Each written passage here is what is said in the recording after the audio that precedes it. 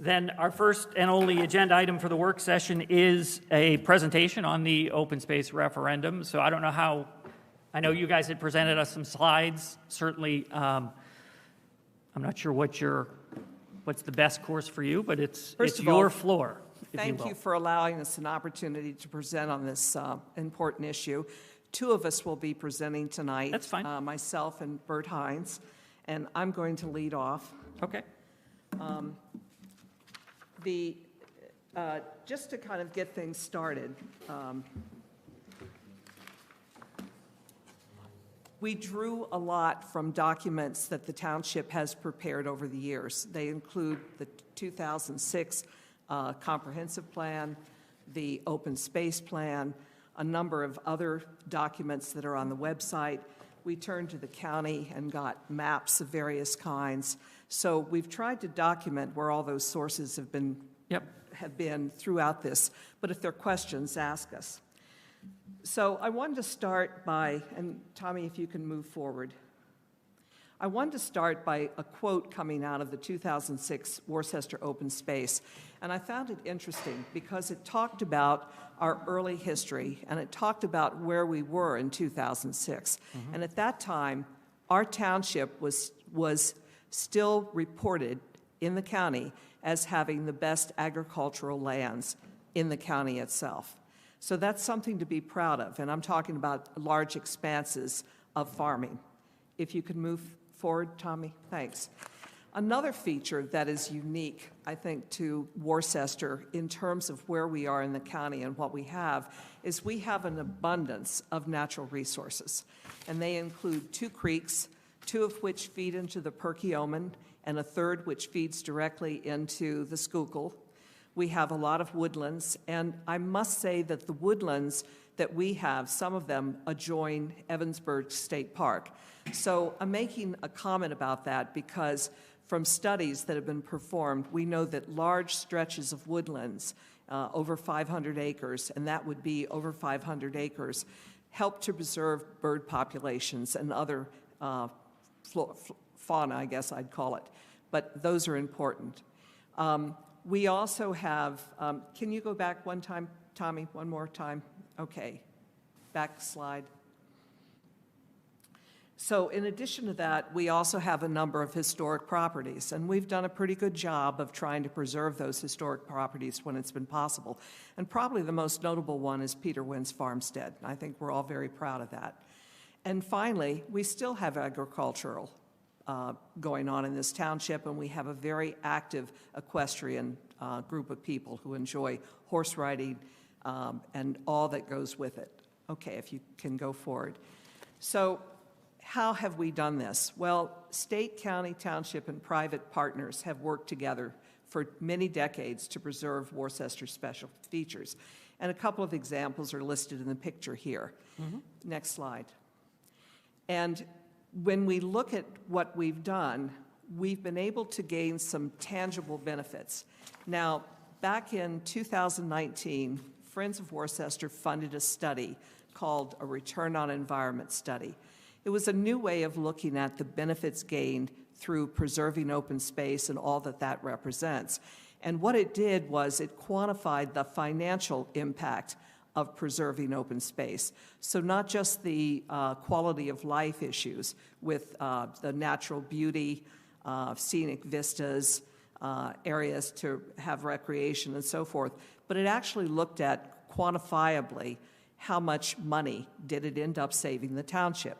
And some of the important features are when you preserve, for example, riparian corridors, when you make sure that the corridor itself is sufficiently wide, when you preserve open space, when you preserve woodlands.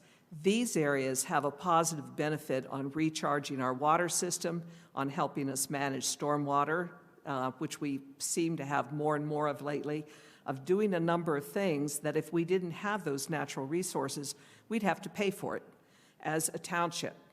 A second thing that it's done is, if you go back, Tommy, a minute,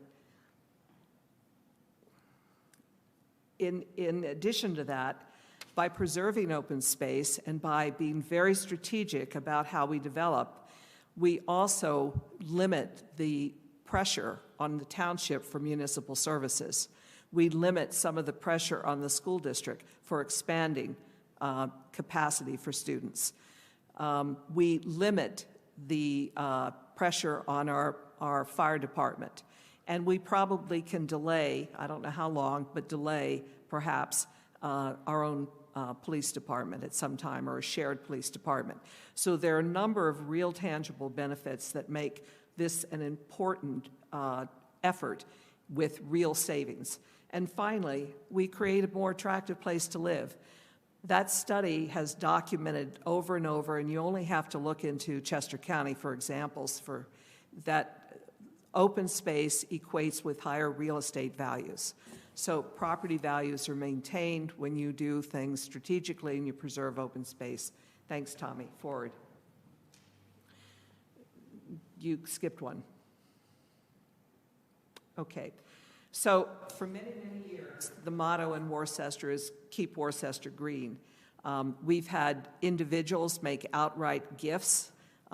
Peter Slaughter, Cindy Haynes, Dave Markle are just some examples of people who've given money to the township or given money towards the preservation of open space. We've also had matching grants with the county and the state and other organizations participating. We want to do more of that. And so it helps to have a nest egg to be able to do matching grants with other organizations. Okay, if we can go forward. And I've already spoken to the fact that open space increases and improves quality of life and gives all of us better opportunities to have recreational outlets. Move forward, please. So one of the important accomplishments in recent days, and thank you, Tommy, and thank you, Board of Supervisors, for this, but we've finally been able to structure something wherewith, and I believe it's both county and state money, Tommy, correct me if I'm wrong, but we are completing the Zacharias Trail. It will be connected to Evansburg, and that connection will also eventually connect to Trails and Skip Pack and the final Perkiomen Trail. So it's a major advancement. It breaks our trail system out of just Worcester and connects us to a wider trail system.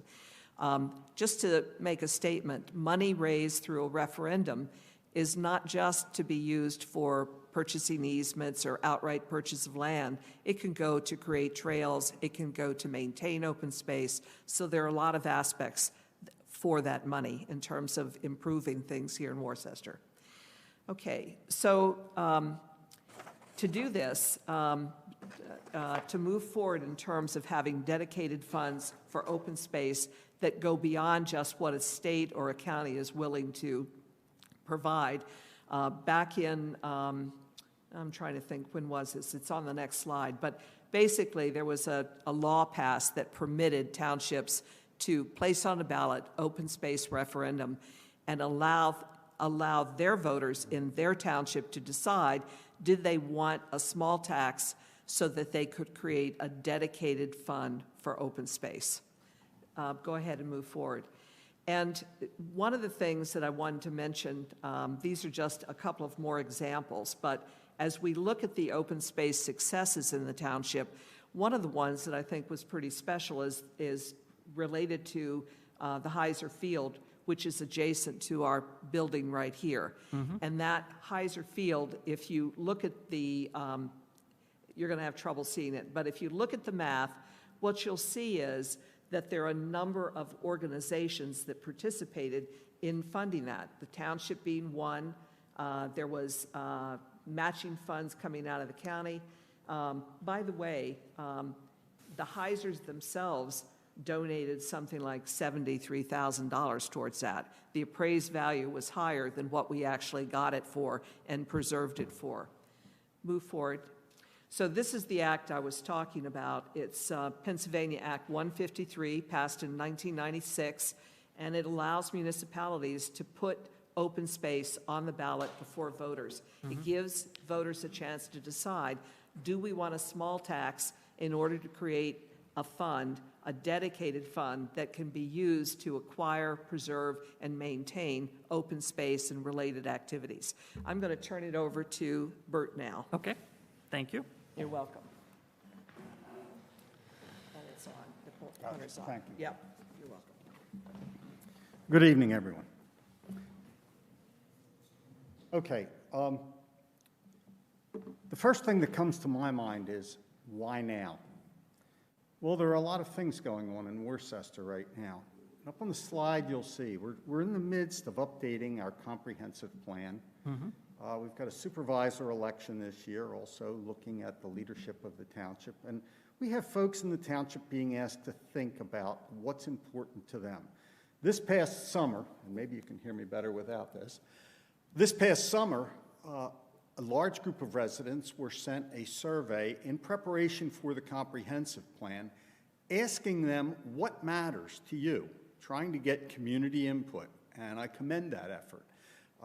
They explained, and this excerpt up here is from that survey mailing, the reason that we're doing the update on the comprehensive plan. We want to decide where we're going to build new parks, new trails, where do we prioritize road improvements, and how do we manage growth? So if you'll flip the slide, Tommy, we've pulled a couple of questions that were part of that survey and show you the results of those up there. One of the key questions that we think was on the survey was asking folks, what are the 5 most important issues in Worcester Township today? And without prompting anyone, giving them the options to pick from a variety of menus, they picked preserved open spaces as the preferred option for the largest number of people responding to that survey. Traffic volume was on there. There are certainly concerns about traffic volume and taxes. I'm not sure they were talking about township taxes, but I think taxes are on everyone's mind. Roadway conditions and police service. But again, the far and away largest response to that question was preserving open space is what is an important issue in the township today. What do you most like about living or working in Worcester Township? Far and away, the responses up there say open space is the preferred and the most biggest reason why folks like living here in the township. Okay. I began by asking the question, why are we going to do this now? Well, there's a changing landscape in Worcester. And if you look up there, the first thing that probably catches your eye is the picture. Most times when you flip through a book, you go to the pictures first. And the picture is one of Center Square Golf Course, currently under construction. But above that, we have a quote from the 2006 Worcester Open Space Plan, which is probably as relevant today as it was when it was written back in 2006, because it addresses the same problems that we're seeing today and the same concerns that we have today about a vanishing open space, vanishing landscapes, the expansive views, concerns about that. So, you know, we're at a crossroads. We've been at a crossroads for a lot of years now, and Worcester is a special community, and I'm going to show you that a little bit more in another slide or two here. But here's the next one, okay. Think back in time. For those who have been here quite a while, what was Worcester like in 1979? What really intrigues me when I look at this old map is I look at Talmenson and look at the development in Talmenson, look at the development in Upper Gwynedd, and here we are on Valley Forge Road, still pretty pristine. In 1979, Sunny Air Farm was still sitting here where the Milestone development is now. Across the street, you've got Merrymead. But if you look at some of the rest of this, and we're going to look at some other slides, there have been a lot of changes. You'll see very few roads, not a whole lot of development on here. The old roads have been there the township was founded in 1733, sorry, I get my years mixed up, but 1733. Sometimes it feels like 1973, but that's all right. But from 1733 until 1979, there's all you have in terms of the roadways in Worcester Township, over a span of 240 plus years. Tommy, the next slide, please. Now let's take a look at what the roadways look like in 2015. Neighboring townships, more clustered and filled in than ever before. Upper Gwynedd, Talmenson. If you go down here to East Norton is all filled in, and we are filling in. I'll sharply contrast, look at this area over here. It's full of roads, it's housing, it's built out. Here's the Milestone development that was once Sunny Air Farm. Down here you've got the Kump Farm up here. A number of places have just filled in as developments. And again, just for contrast and for a moment, Tom, I'll ask you to put that back to 1979 after we've looked at this slide.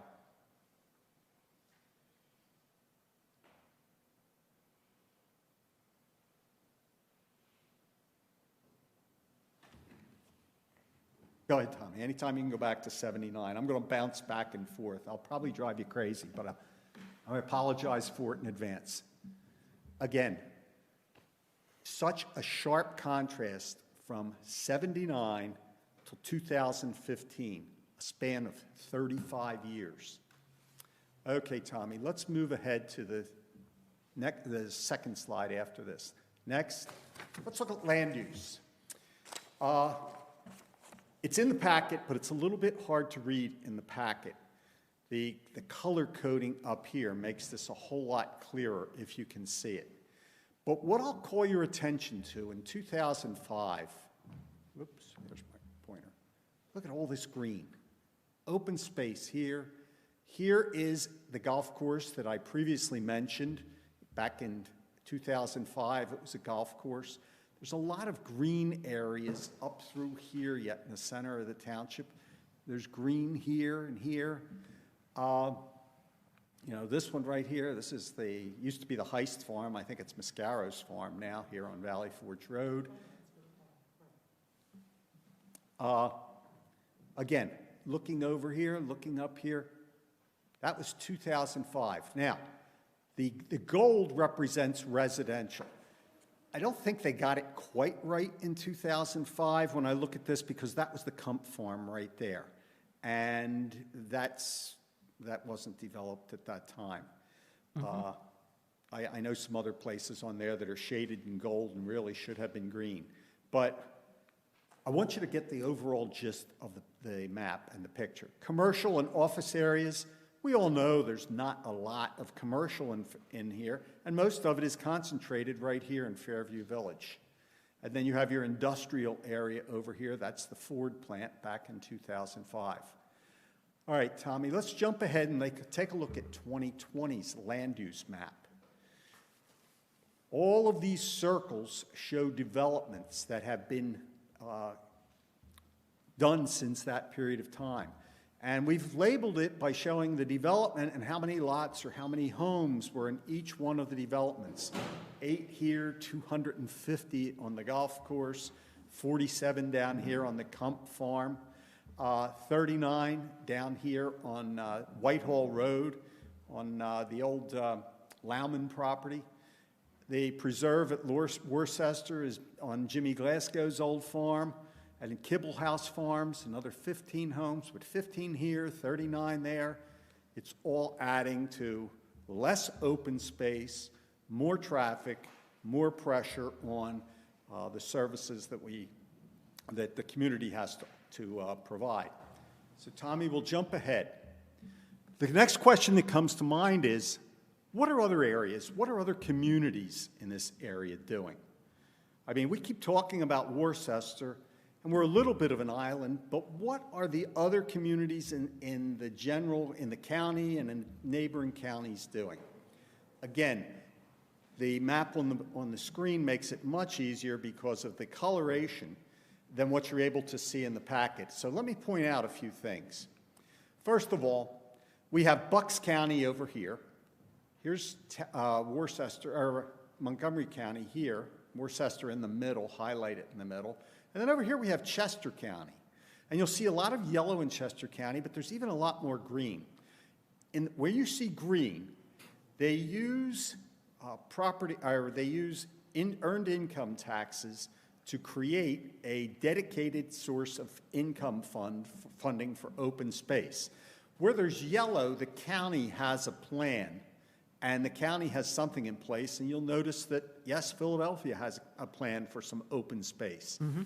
But look at the amount of green and the amount of buy-in from the county, or the townships and municipalities in Chester County. In Bucks County, you don't see as much green. You'll see much more purple, and purple represents bond funding, where they use bonds rather than an income tax of some sort in order to finance open space. But I think the map shows you the commitment overall of the county of doing something, whether it's bond funding, whether it's funding through an income tax or through an earned income tax or a property tax. They certainly have that. All right, we want to take, and these communities are looking ahead because they're saying, while we still have open space, let's act and let's do something. So Tommy, let's slide to the next one.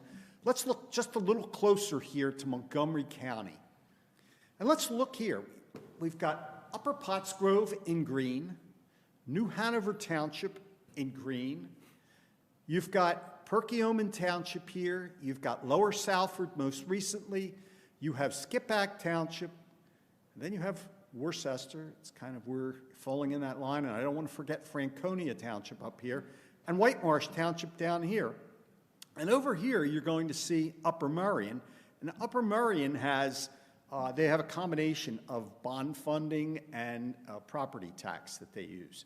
And this was Upper Dublin, and they use bond funding in order to do it. So we would not be alone if we're not going out on a limb here as the sole group looking to have an open space referendum and some income in order to be able to fund options for open space in the future. Okay, next slide, Tommy, please. Back in 2003, in the fine print up here, but I think you can read it in the packet, the voters in Montgomery County approved an open space referendum there, but that was to continue the county's successful land conservation program. One of the other things that we have heard is that this is going to be an off year. It's an off election year. It's not a presidential year. It's not a gubernatorial election. But let's look at what happened in Skippack Township here in 2001. I'll remind you that the Bush-Gore presidential battle was in 2000 with the hanging Chad, so nobody forgets that. The following year was definitely an off-election year, and yet Skippack Township saw fit to put the referendum space on their ballot in that off-election year, and the result was they had 782 voters, 782, 792, it might be my eyes. 792.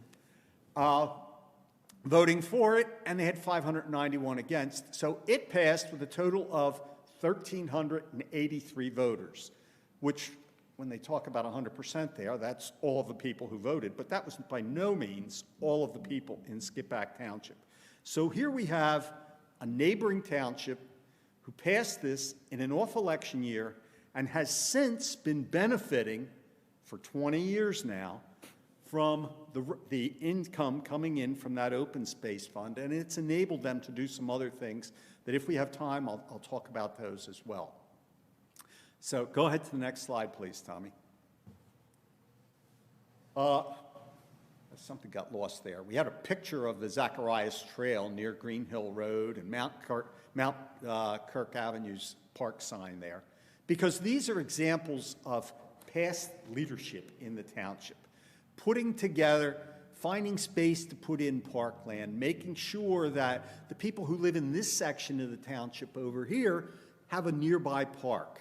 The Zacharias Trail, Winnie had referenced that earlier, coming out of and around the Hebner Park. Again, great ways for folks in Worcester Township to enjoy a high quality of life. And we're just looking for some discussion here so that we can look forward to making the same investments in Worcester's future. And to do that, we're asking you to give residents a chance to weigh in now being 2021. So what have we told you?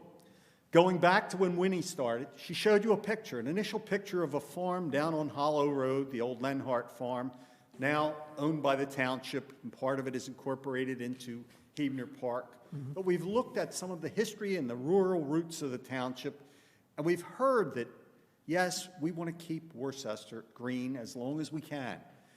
We've looked at, and Winnie went over the financial and the community value of having open space in your township and the benefits, the environmental benefits of that. We looked at this township's own survey for the comprehensive plan, and people basically said, yes, open space was their #1 priority.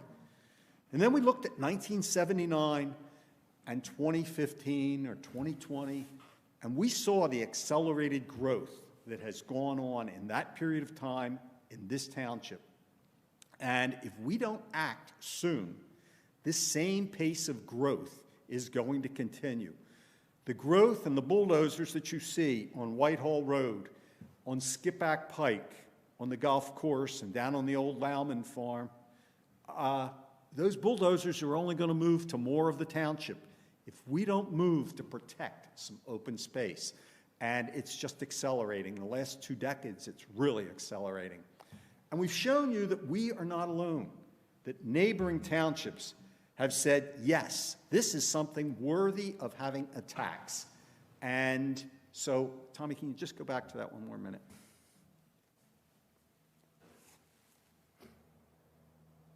Bottom line, we're saying, if this gets approved, Worcester would have access to open space funds as soon as next year, because if a referendum were voted on in November, the results would impact 2022. At least that's my understanding. And we put on here an hourglass. And the hourglass is symbolic, but it's also very real. This is our township right now. The open space is dripping down here, and more development is going in. And when this part of our open space is gone, there's not going to be any more open space. So go ahead, Tommy, to the next slide, please. We put this in as a thank you because I didn't know whether we were going to be so limited in time that I'd have to end it here. So I still have a few more slides, and I'll ask you to advance to the next one. But I do want to take that opportunity to say thank you. And sometimes you get caught up in the heat of things and you forget to say thank you. So that was a good place to put it in. How can funds from an open space referendum be used? I'm not going to read this to you, but there are several ways that funds can be used. You can purchase the land outright. Another option would be purchasing development rights. Go ahead, Tommy, folks can read that in the packet. You could do a hybrid of either prior to the land purchase, doing a conservation easement on part of the ground and then developing the other part of it. But the key thing, and the one thing I wanted to point out here, was that back in 2013, and Winnie referenced this, the state modified what could happen. And they said, you know what, you can use your open space funds now also for the maintenance of open space. Up to 25% of the taxes can be used for maintenance of open space. So as we get more and more open space, hopefully 25% of that money can go to the maintenance of it, and it won't be taxing the current township budgets. Okay, this slide tells a big story. How much money will this generate? You can figure out how much money you want to generate and then figure out your tax rate from there. But I find this interesting. We were first given by Pennsylvania Act 153 back in 1996, municipalities could have open space referendums. The first ones that took advantage of that opportunity were Franconia in 2001 and Skipback Township in 2001. And they passed the referendums, and they passed a referendum at the time of 0.25%. In fact, both of them did. For the last 20 years, those two townships have been collecting about $425,000 a year. For this one, Skipback a little bit more. in order to fund open space as well as maintain open space. Not all townships have made the same commitment. New Hanover has made a commitment to open space. They have gone with a lesser figure, and thereby they pull in a lesser amount of money. But it's important to realize, most recently, Lower Frederick in 2020 adopted an open space referendum. Quite a few of them bought into the idea back in 2006 when open space was a big deal and being talked about. Look at White Marsh Township. Not a lot of open space left. They're taxing themselves at 0.25%, and they're pulling in $1 million a year to set aside for open space conservation, preservation, and maintenance. So I thought that was very important and very worth seeing. Upper Merion Township, too. Not a lot of open space left. Upper Merion has gone the bond route, and they've also gone a taxing route here. They did a millage tax back in 2005, and then it appears they switched to a bond in 2006. Okay, next slide, Tom. Here's Skippack Township. And Skippack's important because they've been doing it for 20 years.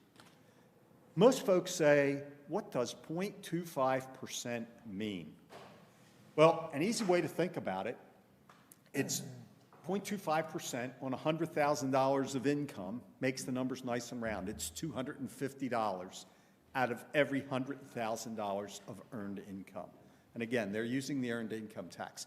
What are they doing with the money? Back in 2018, they purchased a property up on Skippack Pike. And if you go up Skippack Pike, before the road takes a bend in Schwanksville there to go over the creek, there was a place on the right, 32 acres. And there used to be a statue of a horse out front. The ground sits a little low, some of it anyway. And they're planning to use that for parks and recreation, and they've used this money for that.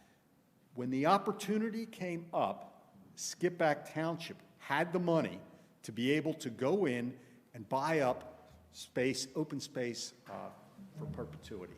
So again, I thank you for allowing us to present, and I'm willing to accept any questions that you may have or anyone in the audience may have.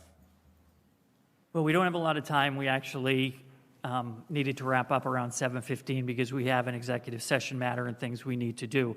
I am happy to defer to share some comments into our business meeting. If you're not planning to stay to the business meeting, I can offer a couple comments now. In fairness, but I do have a sort of a schedule to sort of align to. So I do have a couple of comments to make just at a very high level. Last year, we had, I think it was 3, maybe 4 meetings around the topic. We were discussing, there's different tax mechanisms at our disposal. You had sort of presented the earned income tax option. There's also a property tax option, which is what we had talked about a bit last year, and we hadn't quite come to consensus on that.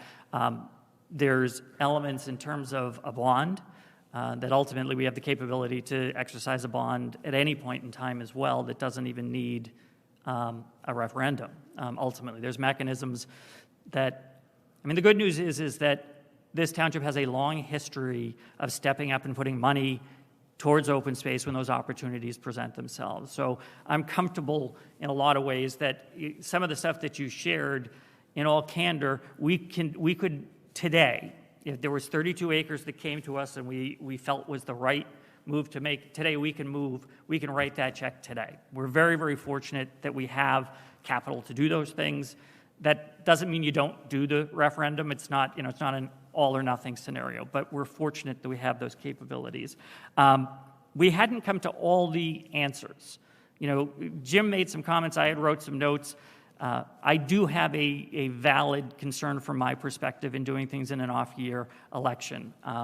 I have some statistics on the skip back. You referenced skip back in 2001 that somebody's done this before. Ironically enough, the 1,383 people that actually voted on the referendum, there were 1,590 who showed up at the voters' booth that day. So 207 didn't even vote on it at the end of the day. And don't ask me why. I don't have any of those mechanics. But it was 4,500 voters in the municipality. So at the end of the day, you had 700 or 800 people that voted, and yes, it passed, but you had 3,500 or thereabouts who didn't even vote on it. So that's why last year I was certainly more supportive in a presidential year. It's a fair discussion to have. Again, we have some time constraints. I'm happy to sort of continue that into the business meeting. If either of you guys have a comment or something you want to share, I don't want to shortchange the conversation, but I also want to be respectful of sort of where we are just in the mechanics of running the meeting. And I certainly appreciate all the statistics and graphs. You guys put together an exhaustive PowerPoint in terms of the data, and that's certainly helpful in all these discussions. So, Well, again, I thank all of you for your time and appreciate your willingness to look at it. Yeah, I guess my only comment is, Rick, and to the people out there, is that I certainly understand open space. I hate to see it become a political issue, but currently the board's wrestling with legal issues regarding open space. And until this court case is settled, which I believe it's going to be in court, as far as I know, it just puts a cloud over Worcester. So I'm just speaking for myself, not the board, but until I understand how the whole thing's going to shake down, it could put a black mark in Worcester regarding open space. So I'm really concerned about that, and I'll just leave it at that. Thank you. Thank you. thank you, Bert. I certainly appreciate it. And Winnie, I certainly appreciate you putting everything together. I mean, we recognize your advocacy for that issue and certainly how strongly that you guys feel on the particular topic.